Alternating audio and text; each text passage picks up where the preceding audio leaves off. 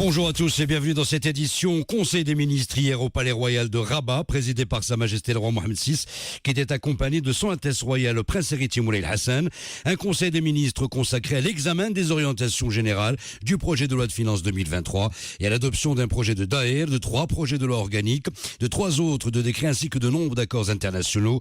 Au début des travaux du Conseil, conformément aux dispositions de l'article 49 de la Constitution, le ministre de l'économie et des finances a présenté un exposé devant le souverain sur les orientations générales du projet de loi de finances pour l'année 2023 et qui repose sur 4 axes principaux, parmi lesquels la relance de l'économie nationale à travers le soutien de l'investissement par le biais de la mise en œuvre de la nouvelle charte de l'investissement et de l'exécution des engagements inscrits dans le cadre des projets de l'investissement industriel et conformément aux hautes instructions royales. Il sera procédé à l'opérationnalisation du fonds Mohammed VI pour l'investissement et à la dynamisation de l'investissement public qui sera orienté vers les projets d'infrastructure et les stratégies sectorielles ambitieuses pour renforcer la compétitivité du produit national et la souveraineté nationale alimentaire, sanitaire et énergétique.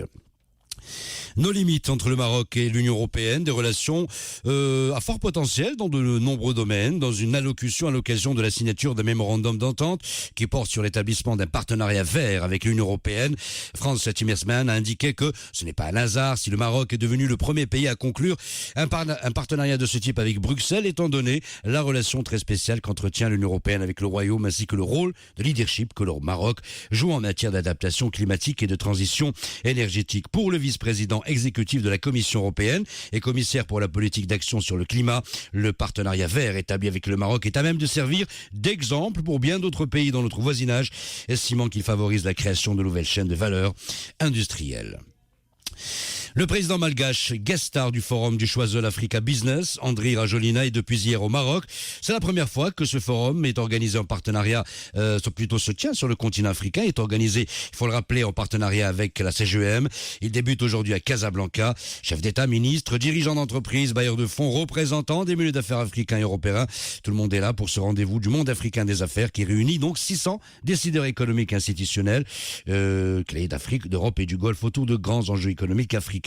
Cybersécurité, vise africain de demain, énergie, éducation ou encore transformation numérique. 13 thèmes au cœur des enjeux panafricains contemporains qui seront abordés par des experts de premier plan et des décideurs qui font l'actualité économique du continent.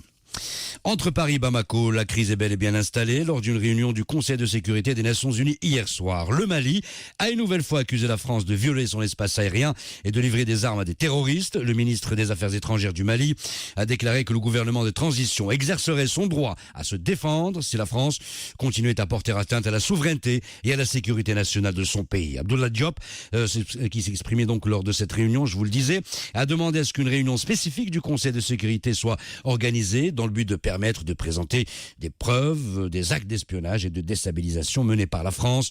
Des accusations diffamatoires selon l'ambassadeur français auprès de l'ONU qui a, dans le même temps, défendu l'intervention française au Mali.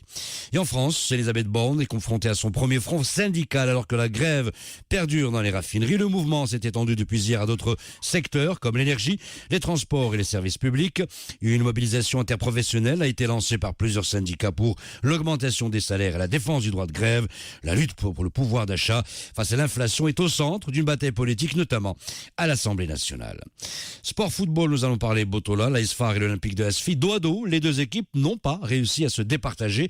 Un partout à l'issue de cette rencontre qui s'est déroulée hier à Rabat, au complexe sportif Prince Moulay Abdallah. Lors de la dernière saison, Asfi et l'AS FAR avaient fait match nul à l'occasion de la 26e journée, 0 partout, et s'étaient quittés sur un score nul pour le compte de la 11e journée, 1 partout. L'association sportive des Phares jouera donc à l'extérieur contre le Shabab de Mohammedia pour la prochaine journée de Botola. Le club du Requin Bleu se déplacera, lui, chez l'Union de Toualga. 9h34, 30 secondes.